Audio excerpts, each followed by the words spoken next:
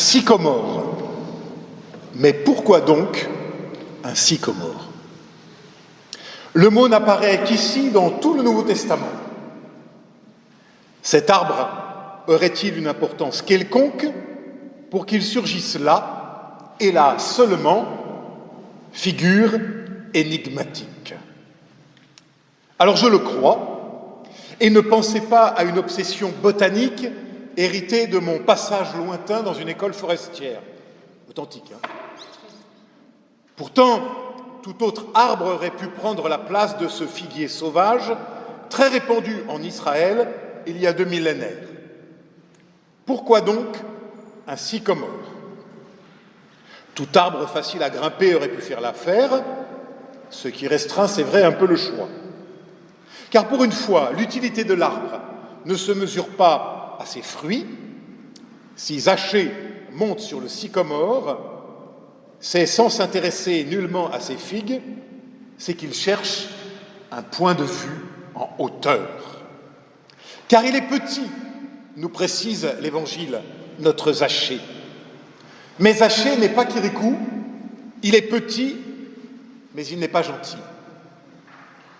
Comme c'est parfois le cas pour les petits, il a essayé, sa vie durant, de se rehausser, quitte à écraser les autres au passage. L'argent et le pouvoir constituent la voie royale pour ceux qui cherchent de la hauteur. Il ignorait encore, Zachée, que Jésus allait dire aux petits « C'est vous le modèle des grands » et pas l'inverse. Je répète. Il ignorait encore, Zachée, que Jésus allait dire aux petits « C'est vous les petits, le modèle des grands et pas l'inverse ». Nous, on veut tellement être grand et se faire grand. Alors, en attendant, notre Zachée s'était bâti une fortune à l'ombre non pas d'un sycomore, mais de l'occupant romain, pour lequel il récoltait des impôts en se servant au passage. Selon le vieux système connu en France, sous l'Ancien Régime d'ailleurs, qu'on appelait la ferme générale. Vous savez, de l'argent prélevé, la moitié seulement allait à l'État du moment, le reste dans la poche du collecteur d'impôts, c'était sa manière à lui de se payer. Et lorsque le contribuable, lui, ne pouvait pas payer, eh bien, le collecteur d'impôts lui faisait l'avance, avec intérêt, bien sûr. Il faut bien vivre. Que son nom, Zachée, signifiait en hébreu « pur », ne l'avait pas empêché de s'en mettre plein les poches. C'est pas moi qui le dis, hein, c'est le texte biblique. Mais ce jour-là, Zachée monte donc sur son sycomore. Pourquoi? On nous dit qu'il veut voir Jésus. Mais pourquoi veut-il le voir? On ne le saura pas. Rien ne nous dit que Zachée veuille écouter Jésus, qu'il soit intéressé par son message ou sa parole. Non. Il veut le voir, dit le texte. Et l'arbre est là, quelle aubaine. Zachée s'installe sur son arbre pour voir sans être vu. Et c'est là que le sycomore est véritablement central, car sans lui, rien ne se serait passé. Alors pourquoi monte-t-il notre Zachée? Alors le texte nous précise, pour s'extraire de la foule. Alors que fuit-il en vérité, Zachée, sur son arbre? Quel manque le pousse? Quelle souffrance peut-être secrète le conduit? C'est son mystère, c'est son secret à lui. Lui, Zachée, le petit, l'homme qui a passé sa vie sur la pointe des pieds, le méprisé, sûrement souvent méprisant, quand on est collecteur d'impôts, le méprisant, souvent méprisé. Un sale type, en tout cas de ce qu'en disent les autres, prisonnier de ses choix passés, à moins que cela ne soit d'une fonction transmise, reçue malgré lui, en fait, là encore, personne ne le sait. Parabole peut-être de notre humaine condition. Si souvent, nous cherchons à être des hommes, des femmes qui nous dressons sur la pointe des pieds, à toujours vouloir monter plus haut, si souvent prisonniers de nos histoires, nous débrouillant pour survivre, et qu'un arbre soit là, vite je grimpe dessus pour voir ce qui se passe.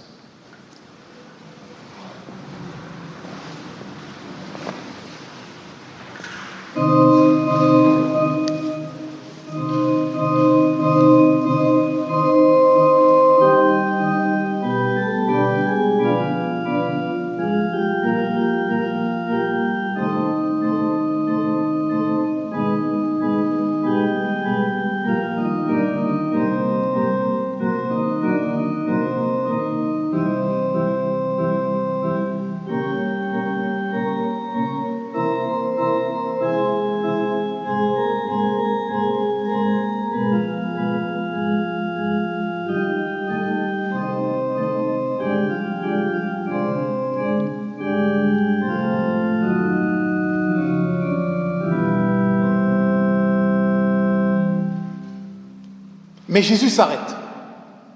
Cette fois, c'est lui qui regarde.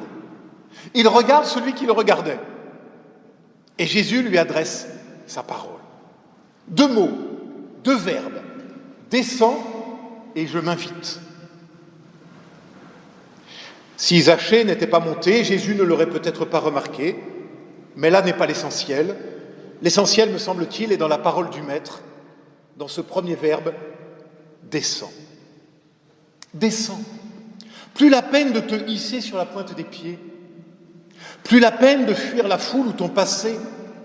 Non, simplement, descends. Accepte ton humaine condition. Comme le dit magnifiquement ma collègue Anne Faisandier, descends. C'est le mot du fleuve qui va vers son estuaire pour demeurer fidèle à sa source. Descends. C'est le mot qui crée la rencontre. C'est le mot qui met en veille notre pire ennemi, l'autocontrôle, pour faire place à la relation. C'est le mot que la Bible nous renvoie sans cesse pour désarmer nos partis pris, nos engagements qui masquent parfois nos vides, nos appréhensions et nos hésitations variées. Descends. Descends. Perché sur les branches de l'arbre, Zachée est happé par l'histoire qu'il croyait pouvoir contrôler d'en haut. Il suivait Jésus du regard. Maintenant, Jésus l'envoie devant lui pour que lui, Zachée, l'accueille à sa table. Chez lui, ce salopard de collecteur d'impôts. Et Jésus de préciser, il faut que je demeure chez toi. Et c'est la rencontre qui s'invite chez nous lorsque nous ne nous y attendions plus.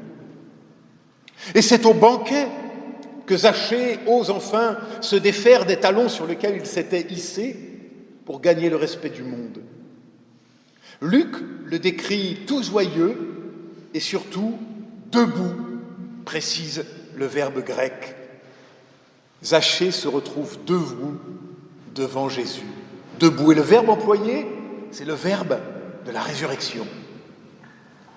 Zachée est ressuscité littéralement par cette parole qui l'invite et qui vient le rejoindre chez lui. Il trouve enfin sa taille, la taille d'un homme réconcilié avec lui-même, avec les autres, avec son Dieu. Alors il peut rendre l'argent qui était sous à la fois son bouclier et son marchepied, car il n'en a plus besoin. Alors, la moitié seulement, me direz-vous. Pas bien. Eh oui, mais la moitié, c'est celle qui lui reste.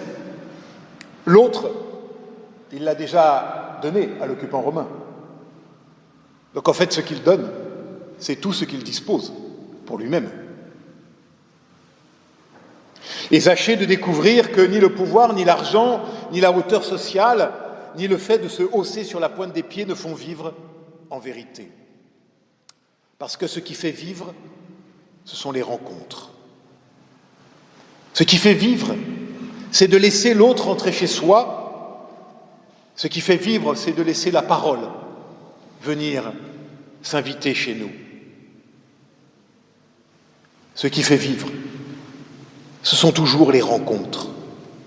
Dans notre texte, rencontre avec l'homme de Nazareth, mais toujours rencontre avec ces hommes, ces femmes qui ont compté, parfois même sans que nous le sachions vraiment, et qui ont fait de nous ce que nous sommes. Car nous ne sommes que la somme de nos rencontres. Nous ne sommes que ce que les rencontres que nous avons faites ont fait de nous.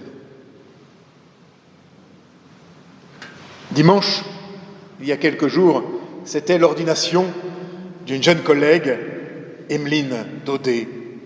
Et elle disait, ce qui est fou, c'est que bien souvent, nous n'en savons rien. Parfois, nous le découvrons que plusieurs décennies plus tard,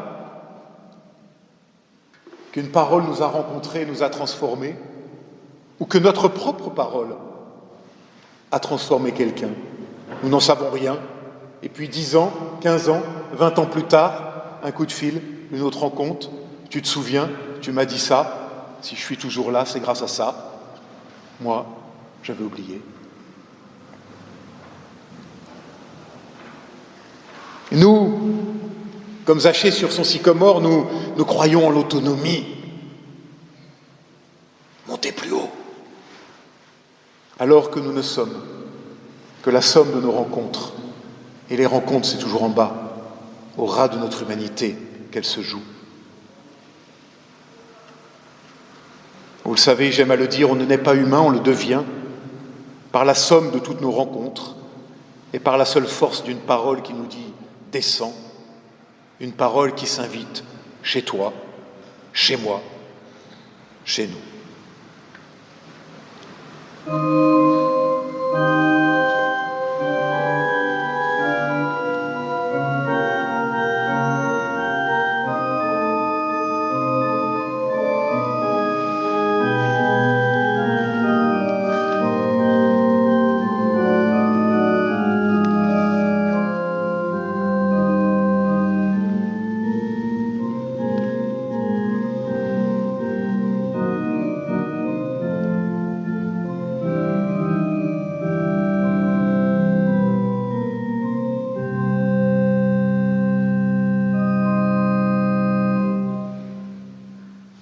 Une parole s'invite chez toi, chez moi.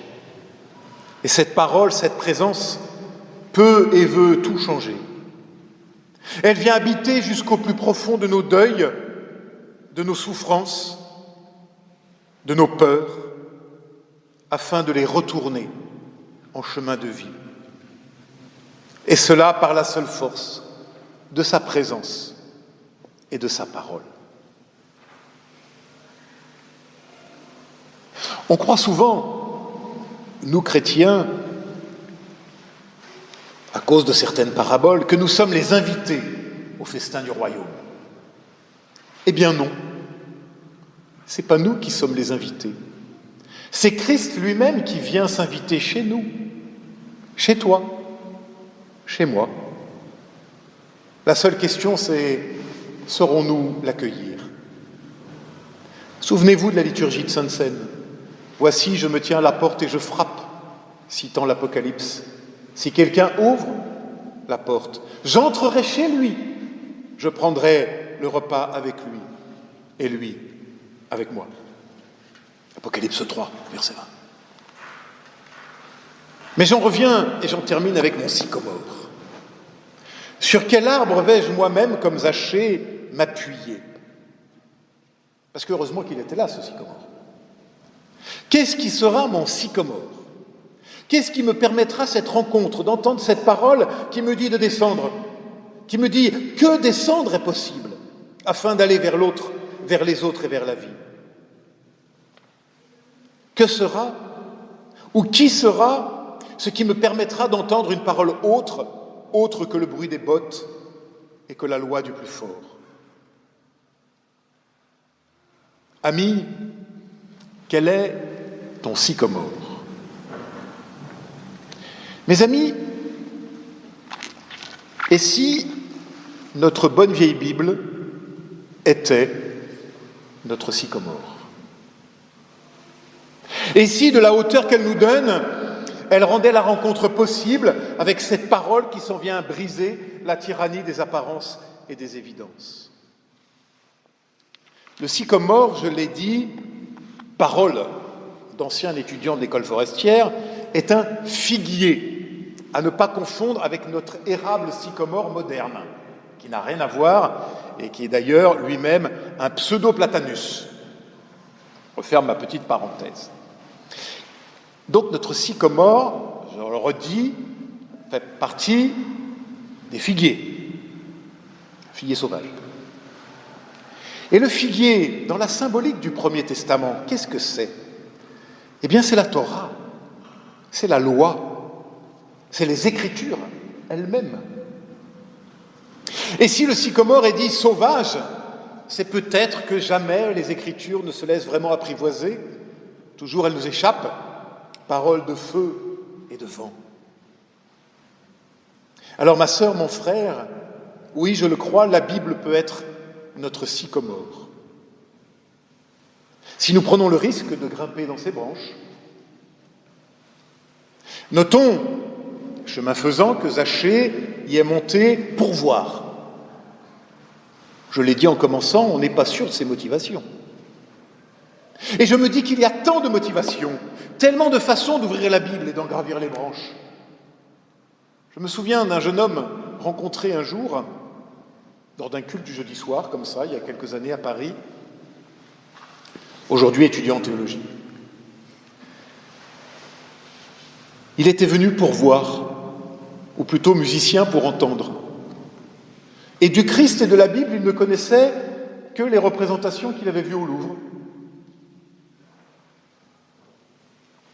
Sa motivation était une certaine curiosité esthétique. Il est aujourd'hui en 2e année de théologie. Qu'importe les raisons pour lesquelles on monte sur les branches. Ce qui compte, c'est d'entendre la parole qui nous dit « Descends, je m'invite ». Ce qui compte, c'est la rencontre qui peut surgir au détour d'un verset, d'une interrogation, d'une révolte même devant telle page des Écritures. Oui, je le crois, la Bible, comme un sycomore, cet arbre qui me tend ses branches pour que je risque l'ascension, pour aller voir plus loin, d'ailleurs, pour découvrir un autre regard possible sur moi, sur toi, sur chacune et chacun d'entre nous. Oui, nous pourrons alors voir, non plus à hauteur d'homme, qui est toujours un peu à hauteur d'hommerie, mais à hauteur de Dieu. C'est-à-dire à hauteur de l'amour, c'est-à-dire à la hauteur de cette parole qui nous dit « Descends, viens vite, car moi, dit Dieu, chez toi je m'invite aujourd'hui, ce soir, pour t'inviter à la vie et à la joie. » Amen.